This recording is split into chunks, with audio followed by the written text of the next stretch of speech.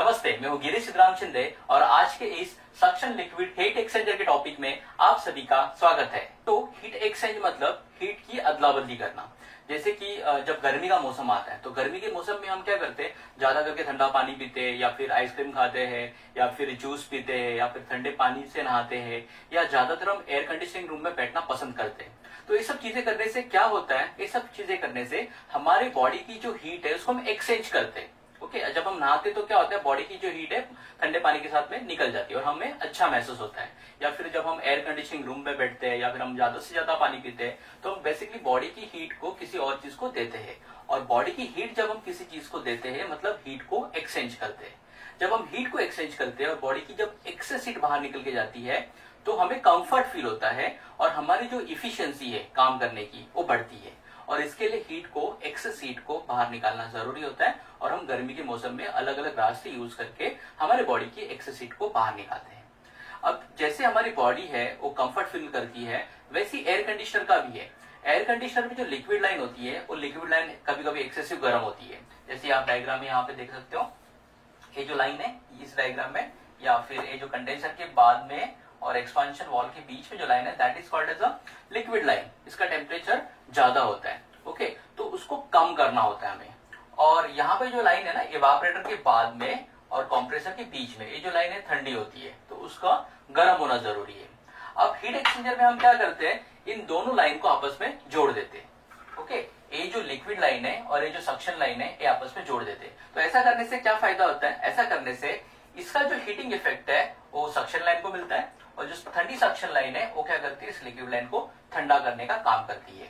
और ऐसा करने से क्या हो जाता है, एयर कंडीशनर जो है वो अपनी इफिशियंसी को बढ़ाता है। जैसे मैंने गर्मी का एग्जांपल दिया, गर्मी में हम ठंडा पानी पीते हैं और ठंडा पानी पीते या फिर एयर कंडीशनिंग रूम में बैठते हैं, जूस पीते हैं, जिससे क्या हो जाता है, बॉडी की गर्मी बाहर निकल के जाती है और बॉडी की जो काम करने की इफिशियंसी है वो बढ़ती है। सिमिलर टू दैट, जब हम इस लिक्विड लाइन को और सक्शन लाइन को आपस में जोड़ देते हैं तो ये दोनों लाइंस एक दूसरे के बीच में हीट की अदला बदली यानी हीट को एक्सचेंज करते हैं। और हीट को एक्सचेंज करने से जो एयर कंडीशनिंग सिस्टम है उस सिस्टम की इफिशियंसी बढ़ती है। तो अभी आप देख सकते हो स्क्रीन पे कि हमारे पास में दो सिस्टम है। ये जो फर्स्ट सिस्टम है, इस फर्स्ट सिस्टम में हमने हीट एक्सचेंजर यूज नहीं किया है और जो सेकंड सिस्टम है इसमें हमने यहाँ पे हीट एक्सचेंजर यूज किया है। ओके, अब इन दोनों में फर्क क्या होता है, मतलब हीट एक्सचेंजर यूज करने के बाद में सिस्टम के ऊपर क्या असर होता है और नहीं यूज करने के बाद में सिस्टम पे क्या असर होता है, इसे हमें क्या करना है, स्टडी करना है। तो स्टडीज को स्टार्ट करने से पहले बेसिक कंपोनेंट को हम लोग एक बार आइडेंटिफाई कर लेंगे। ये जो सिस्टम, इसमें एक कंप्रेसर है, एक कंडेंसर है, एक एक्सपांशन डिवाइस है, एक इवापोरेटर है।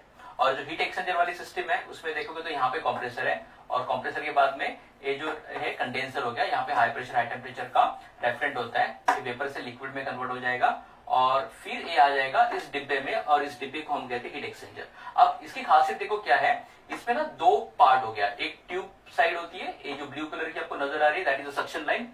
इस ट्यूब में से रेफ्रिजरेंट बह रहा है जो ठंडा रेफ्रिजरेंट है। ओके, वेपर फॉर्म का ठंडा रेफ्रिजरेंट है। और यहां से जो रेफ्रिजरेंट शेल साइड में आ रहा है। ओके, दो साइड है, यहाँ पे मैं लिख दूं कि ये जो है ब्लू कलर में जो है दैट इज ट्यूब साइड। तो ट्यूब में से भी वेपर रेफ्रिजरेंट जा रहा है और ये जो है इसको हम क्या कहेंगे, शेल साइड, हीट एक्सचेंजर का शेल साइड। तो शेल साइड में क्या हो रहा है, ये जो लिक्विड रेफ्रिजरेंट है ना वो यहाँ पे आ रहा है। अब ब्लू कलर मतलब ठंडा और शेल जो है यहाँ पे क्या होता है, आता है जो रेफ्रिजरेंट वो गर्म होता है। ओके, ये जो पोर्शन है यहाँ पे क्या होता है, रेफ्रिजरेंट होता है। अब ये जो ट्यूब है और शेल है इसके बीच में जो रेफ्रिजरेंट है ये आपस में हीट को एक्सचेंज करेंगे। ओके, हीट को एक्सचेंज करने के बाद में क्या होगा, समझे यहाँ पे 43 डिग्री सेल्सियस का रेफ्रिजरेंट आ रहा है, लिक्विड फॉर्म में हो सकता है, थोड़ा बहुत वेपर भी हो सकता है। ये रेफ्रिजरेंट यहाँ पे आएगा और जैसे ही ये जो ट्यूब के अंदर से जा रहा है ना वो रेफ्रिजरेंट है 4 डिग्री सेल्सियस का।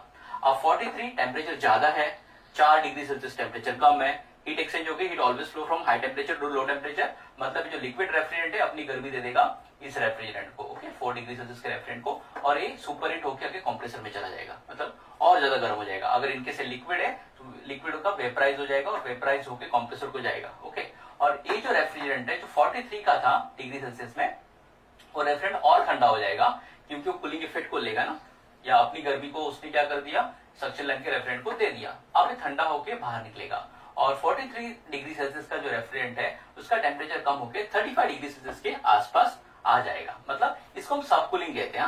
ये क्या हो गया, टेम्परेचर डाउन हो गया 43 डिग्री सेल्सियस और एक 35 डिग्री सेल्सियस। मतलब अगर डिफरेंस देखेंगे तो 8 डिग्री सेल्सियस का यहाँ पे क्या हो गया, डिफरेंस आ गया। ओके, तो हम कहेंगे 8 डिग्री सेल्सियस रेफ्रिजरेंट क्या हो गया, यहाँ पे सब कूल्ड हो गया।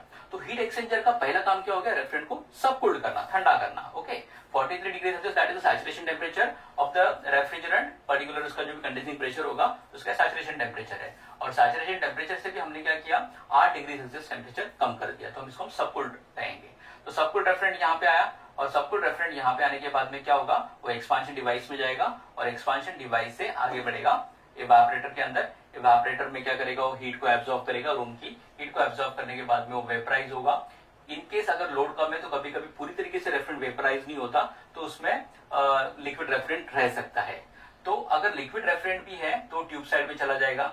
यहाँ पे जैसे मैंने बताया कि शेल साइड में हाई टेम्परेचर रेफ्रिजरेंट है। इनकेस अगर ट्यूब में लिक्विड है तो लिक्विड वेपराइज हो जाएगा, और वेपराइज होने के बाद में उसका टेम्परेचर भी इंक्रीज होगा। जैसे कि एंट्री लेवल में आप देखोगे तो 4 डिग्री सेल्सियस टेम्परेचर है, जब वो हीट एक्सचेंजर को छोड़ता है तो यहाँ पे उसका टेम्परेचर 10 डिग्री सेल्सियस हो गया। मतलब इसका क्या हो गया, रेफ्रिजरेंट का सुपर हीटिंग हो गया, 100% रेफ्रिजरेंट वेपराइज हो गया, और वेपराइज होने के बाद में वो कंप्रेसर को चला जाएगा। तो इस तरीके से हीट एक्सचेंजर को यूज करके हमने सेम टाइम में लिक्विड लाइन को सब कूल्ड भी कर लिया।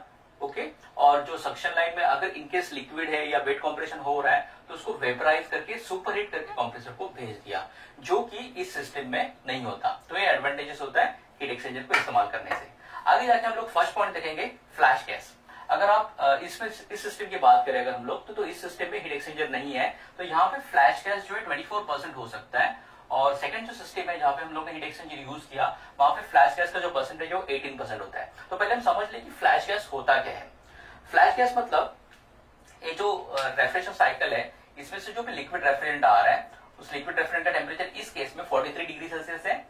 जब ये रेफ्रिजरेंट इस एक्सपांशन डिवाइस से पास होता है तो एक्सपांशन डिवाइस में इसका प्रेशर कम हो जाता है। ओके, प्रेशर कम होने के बाद में उसके टेम्परेचर को कम होना ही है, क्योंकि वो लॉ है, प्रेशर का कम हो गया तो यहाँ पे टेम्परेचर भी उसका कम होना ही है। लेकिन जब टेम्परेचर कम होता है तो रेफ्रिजरेंट का टेम्परेचर कम करने के लिए रेफ्रिजरेंट में से हीट को बाहर निकालना पड़ता है। यहाँ पे रेफ्रिजरेंट जो है उसका टेम्परेचर कम हो गया तो उसका हीट जब हम बाहर निकालेंगे तो हीट बाहर निकालने के लिए कुछ ना कुछ उसके ऊपर काम करना पड़ता है। फॉर एग्जाम्पल, मान लो कि यहाँ से जब यहाँ पे रेफ्रिजरेंट पास हो रहा है तो 1 मिनट में 100 ग्राम इतना रेफ्रिजरेंट पास हो रहा है। ओके, 1 मिनट में, जिसको मास फ्लो रेट कहते हैं, दैट इज 100 ग्राम। जब यहां से यहां पे 100 ग्राम रेफ्रिजरेंट पास होगा और फ्लैश गैस का परसेंट 24 है, इसका मतलब अगर 100 ग्राम लिक्विड रेफ्रिजरेंट पास हो रहा है एक्सपांशन डिवाइस से, तो उसमें से 24 ग्राम जो रेफ्रिजरेंट है वो इमीडिएटली एक्सपांशन डिवाइस के आउटलेट में ही वेपराइज हो जाएगा। 24 ग्राम जब रेफ्रिजरेंट वेपराइज होगा तो इस रेफ्रिजरेंट को वेपराइज होने के लिए जो भी गर्मी लगती है वो बचे हुए 76 ग्राम जो रेफ्रिजरेंट है उसमें से ली जाएगी। ओके, 100 ग्राम रेफ्रिजरेंट है, उसमें से 24 ग्राम रेफ्रिजरेंट उबल गया तो बचा कितना, 76 ग्राम रेफ्रिजरेंट। अब जो 76 ग्राम रेफ्रिजरेंट है ना, ये 43 डिग्री सेल्सियस से 4 डिग्री सेल्सियस इतना ठंडा हो जाएगा, क्योंकि हम लोग ने कुछ रेफ्रिजरेंट को उबाल दिया। इसको सिंपल भाषा में अगर समझना है तो आपने मिट्टी का घड़ा देखा होगा। ओके, मान लो कि मिट्टी के घड़े में हम लोग ने 100 ग्राम पानी भर दिया, वेट करके वेइंग मशीन पे 100 ग्राम पानी भर दिया। अब आप पीने जाओगे तो पीने के लिए आपको 100 ग्राम ठंडा पानी नहीं मिलेगा। जब हम 100 ग्राम पानी उसमें डालेंगे तो उसमें से कुछ पानी जो है, जो मिट्टी के बर्तन में जो छेद होते हैं उस छेद में से बाहर निकल के आएंगे। ओके, और उस पानी का इवेपोरेशन होगा। जब उस पानी का इवेपोरेशन होगा तो अंदर का जो पानी है वो ठंडा होगा।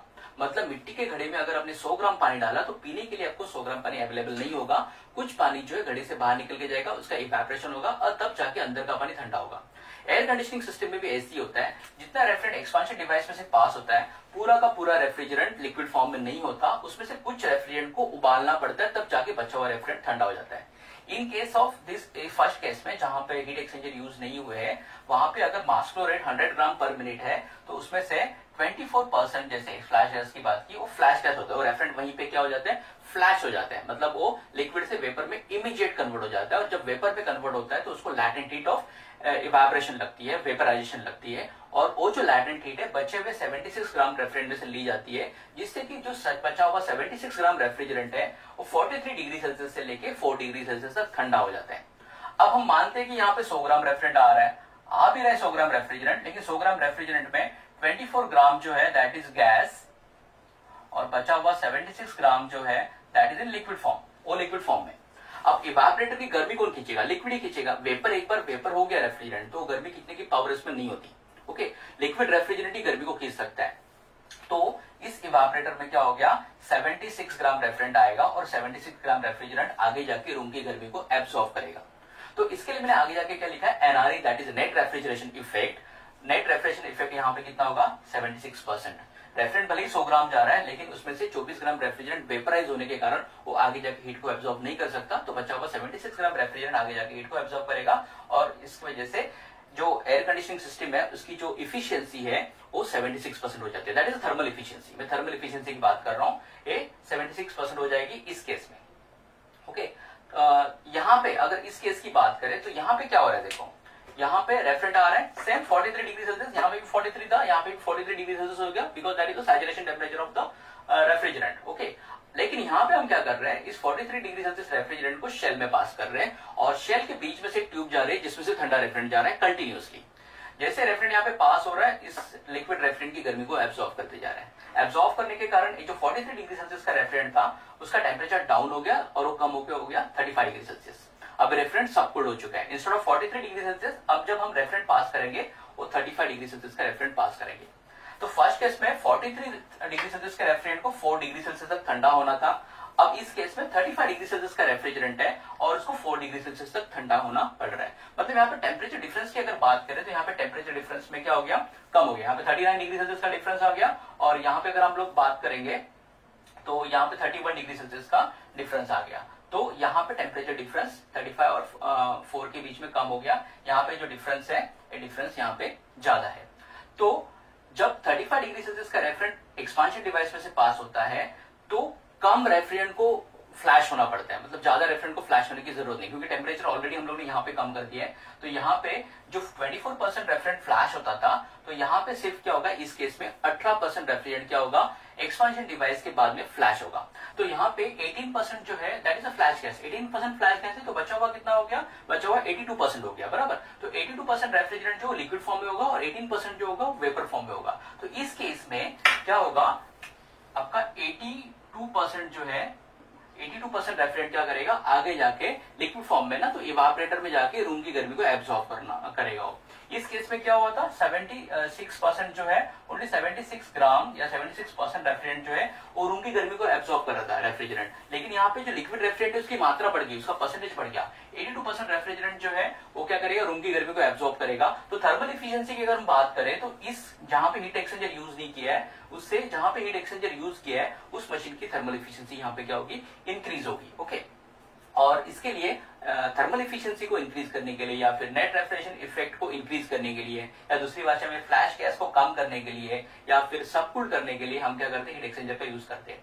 अब 82% मतलब लिक्विड रेफ्रिजरेंट का परसेंटेज बढ़ गया, वो ज्यादा से ज्यादा गर्मी क्या करेगा as compare to first machine, heat को एब्सॉर्ब करेगा और ज्यादा कूलिंग देगा as compare to this machine. और फिर रेफ्रिजरेंट जाएगा आगे यहाँ पे। ओके, तो मान लो कि 4 डिग्री सेल्सियस का यहाँ पे लिक्विड था और यहाँ पे जाने के बाद 4 डिग्री सेल्सियस का वो क्या हो गया, वेपर हो गया। ओके, अब कभी कभी क्या हो जाता है, मशीन के ऊपर जब लोड कम हो जाता है, ऑलवेज कांस्टेंट लोड नहीं होगा, जैसे कि लोड पैटर्न जो हमेशा चेंज होता है। आपको भी पता है कि दोपहर के वक्त में लोड पैटर्न ज्यादा होता है लेकिन शाम के वक्त में 6 बजे के बाद में जब सूरज ढल जाता है तो ज्यादा करके जो सन की हीट होती है वहां पे नहीं होती है। तो ऐसे केस में क्या हो सकता है, लिक्विड रेफ्रिजरेंट जो है उसके आगे जाने के चांसेस होते हैं। ओके, तो उसको प्रिवेंट करने के बहुत सारे तरीके हैं, जैसे कि आपने अगर हीट एक्सचेंजर यूज नहीं किया है तो आपको एक्यूमुलेटर यूज करना होता है और एक्यूमुलेटर यूज करके हम क्या कर सकते हैं, वो जो लिक्विड फ्लड बैक है उसको रोक सकते हैं। या फिर थर्मोस्टेटिक एक्सपेंशन वाल्व हम लोग को यूज करना होता है। थर्मोस्टेटिक एक्सपेंशन वाल्व में सेंसर लगे होते हैं सक्शन लाइन में, जो सक्शन लाइन का टेम्परेचर सेंस करते हैं और अकॉर्डिंगली लिक्विड का फ्लो जो है उसको रेगुलेट करते हैं। ओके, ऐसा करके हम क्या कर सकते हैं, जो कंप्रेसर है उसमें लिक्विड जाने को हम रोक सकते हैं या लिक्विड जाने का जो परसेंटेज उसको हम कम कर सकते हैं और 100% रोक सकते हैं।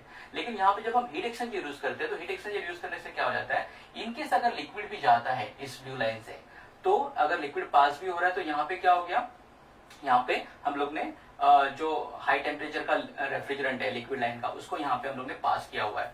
तो लिक्विड रेफ्रिजरेंट अगर इनकेस जा भी रहा है तो क्या करेगा, लिक्विड लाइन की जो हाई टेम्परेचर लिक्विड है उसमें क्या हीट को एब्सॉर्ब कर देगा। जैसे कि इस केस में हम लोग ने बात की कि 43 डिग्री सेल्सियस का रेफ्रिजरेंट जो है वो शेल में से पास हो रहा है और यहाँ पे 4 डिग्री सेल्सियस का रेफ्रिजरेंट पास हो रहा है। ओके, तो 4 डिग्री सेल्सियस का इनकेस अगर उसमें थोड़ा बहुत लिक्विड हो गया तो लिक्विड टोटली वेपराइज हो जाएगा, क्योंकि 43 डिग्री सेल्सियस सफिशिएंट टेम्परेचर है रेफ्रिजरेंट को उबालने के लिए। और रेफ्रिजरेंट यहाँ पे उबल के 100% यहाँ पे क्या हो जाएगा, वेपराइज हो जाएगा और उसका सुपर हीटिंग भी हो जाएगा। ओके, तो अगर 4 डिग्री सेल्सियस यहाँ पे तो कंप्रेसर के इनलेट में आते थे 10 से 15 डिग्री सेल्सियस के बीच में उसका टेम्परेचर हो जाएगा और 100% रेफ्रिजरेंट वेपराइज होकर कंप्रेसर हो जाएगा। इसका फायदा क्या होता है, इसका फायदा ये होता है कि जब कंप्रेसर को ड्राई वेपर जाता है तो कंप्रेसर के डैमेज होने के चांसेस कम हो जाते हैं। जैसे कि यहाँ पे मैंने मेंशन किया है फर्स्ट केस में वेट कंप्रेशन, मतलब इस केस में क्या होता है, यहाँ पे कोई चीज अगर नहीं है, हीट एक्सचेंजर नहीं है, तो यहाँ पे पॉसिबिलिटी है जब भी लोड पैटर्न घट जाएगा, लोड घट जाएगा एयर कंडीशनिंग सिस्टम के ऊपर या इवेपोरेटर कॉइल के ऊपर का लोड घट जाएगा तो लिक्विड रेफ्रिजरेंट जाने के चांसेस है। इनकेस लिक्विड रेफ्रिजरेंट कंप्रेसर के अंदर चला जाता है तो क्या होगा, कंप्रेसर जो है काफी हाई स्पीड में चलते हैं। ओके, और हाई स्पीड में जब कंप्रेसर चलते हैं और हाई स्पीड में अगर लिक्विड रेफ्रिजरेंट थोड़ा भी जाके जो कंप्रेसर की वॉल्स होती है, सक्शन वॉल्व वगैरह होते हैं, उसके ऊपर अगर जाके गिर जाता है तो वहां पे काफी सारा इम्पैक्ट हो जाता है। फॉर एग्जाम्पल मैं अगर बात करूं कि मेरे पास में एयर का बलून है और एयर का बलून में एकदम जोर से फेंक के किसी को मारता हूं तो उससे किसी को चोट नहीं लगेगी। ओके, लेकिन वही अगर वाटर का बलून होगा और उसको फेंक के अगर किसी को मारेंगे, हाई स्पीड में फेंक के मारेंगे, तो उससे जो इम्पैक्ट होगा, उससे जो चोट लगेगी वो और ज्यादा तेज होगी। अगर मैंने आइस का बलून बना दिया और उसको अगर फेंक के हम लोग मारेंगे तो उससे जो इम्पैक्ट होगा, चोट होगी, वो और गहरी होगी।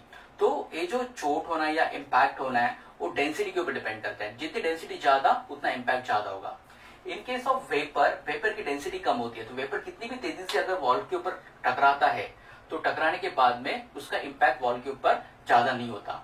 लेकिन अगर लिक्विड रेफ्रिजरेंट कंप्रेसर के अंदर जाता है और कंप्रेसर 3000 के आरपीएम में चलते हैं, 3000 रेवोल्यूशन पर मिनट, इतने हाई स्पीड में अगर वो लिक्विड आके वॉल जो होते हैं एकदम नाजुक वॉल होते हैं और वॉल के ऊपर टकराते हैं तो सीधा वॉल को ब्रेक कर सकते हैं। ओके, तो वहां पे वॉल टूट सकते हैं। इनकेस एकदम वर्स्ट कंडीशन में कंप्रेसर से नॉकिंग आवाज आती है और उसके जो कनेक्टिंग रॉड होते हैं, पिस्टन डिफॉर्म हो जाते हैं, कनेक्टिंग रॉड भी उसमें टूट जाते हैं, क्योंकि लिक्विड जो है ना वो कंप्रेसिबल नहीं है। वेपर को हम कंप्रेस कर सकते हैं, वेपर का वॉल्यूम आप दबा के कम कर सकते हो, लेकिन लिक्विड जो है कंप्रेसिबल नहीं है, लिक्विड को आप दबाया नहीं जा सकता और कंप्रेसर उसके लिए डिजाइन भी नहीं है।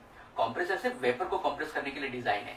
तो अगर हम हीट एक्सचेंजर यूज नहीं करते हैं तो लिक्विड के जाने के चांसेस यहाँ पे ज्यादा होते हैं और लिक्विड कंप्रेसर के अंदर गया तो कंप्रेसर के वॉल्स डैमेज हो सकते हैं और कनेक्टिंग रॉड, पिस्टन, मतलब ओवरऑल कंप्रेसर वहां पे डैमेज हो सकता है। इसके अलावा भी बहुत सारे इसके इम्पैक्ट्स होते हैं जिससे कि कंप्रेसर या सिस्टम के ऊपर बुरा असर हो सकता है। लेकिन हीट एक्सचेंजर यूज करने से ये सारी जो चीजें सेफ हो जाते हैं। तो यहाँ पे नेक्स्ट पॉइंट मैंने वही लिखा है कि यहाँ पे वेट कंप्रेशन होने की चांसेस है। वेट कंप्रेशन मतलब थोड़ा थोड़ा वेट रेफ्रिजरेंट, थोड़ा थोड़ा लिक्विड फॉर्म का रेफ्रिजरेंट यहाँ पे कंप्रेसर के अंदर जाना और उसको कंप्रेसर में कंप्रेस करना, जिससे कि कंप्रेसर के डैमेज होने के चांसेस यहाँ पे ज्यादा होते हैं। यहाँ पे मैंने लिखा है ड्राई कंप्रेशन, मतलब ड्राई वेपर कंप्रेशन, तो यहाँ पे 100% ड्राई रेफ्रिजरेंट जाता है। ड्राई रेफ्रिजरेंट जाने से कंप्रेसर या पिस्टन के ऊपर कोई हानि नहीं पहुंचती।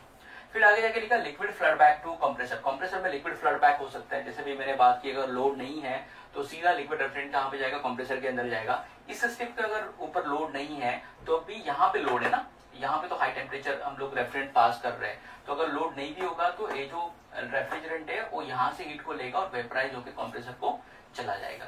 और आगे जाके स्वेटिंग ऑन सक्शन लाइन यहाँ पे लिखा और यहाँ पे no sweating on suction line. यहाँ पे सक्शन लाइन के ऊपर स्वेटिंग आ सकती है और पानी टपक सकता है सिस्टम के इलेक्ट्रिकल पार्ट के ऊपर, या इलेक्ट्रिकल पार्ट या मैकेनिकल पार्ट भी अगर लोहे के होंगे वहां पे तो उसको सड़ा सकता है। इस केस में क्या होगा, सक्शन लाइन जो है उसमें वेपर जा रहा है, ड्राई वेपर जा रहा है और उसका टेम्परेचर भी क्वाइट हाई है, तो यहाँ पे सक्शन लाइन के ऊपर स्वेटिंग आने के चांसेस क्या हो जाते हैं, कम हो जाते हैं, या फिर फ्रॉस्ट फॉर्मेशन, इस टाइप के जो प्रॉब्लम्स होते हैं वो कम हो जाते हैं और जिससे कि वो पानी टपकता नहीं, इलेक्ट्रिकल पार्ट्स वगैरह इसमें शॉर्ट सर्किट नहीं होता। तो ये सारे फर्क आ जाते हैं। हीट एक्सचेंजर यूज करने से एडवांटेजेस मिल जाते हैं और नहीं यूज करने से ये सारे क्या होते हैं, सिस्टम के ऊपर डिसएडवांटेजेस हो सकते हैं। Thank you for watching this video. अगर आपको वीडियो अच्छा लगा तो वीडियो को लाइक और शेयर कीजिए और ऐसे और वीडियो देखने के लिए मेरे चैनल को सब्सक्राइब कीजिए। हम जल्द मिलेंगे एक नई वीडियो के साथ में, तब तक के लिए गुड बाय।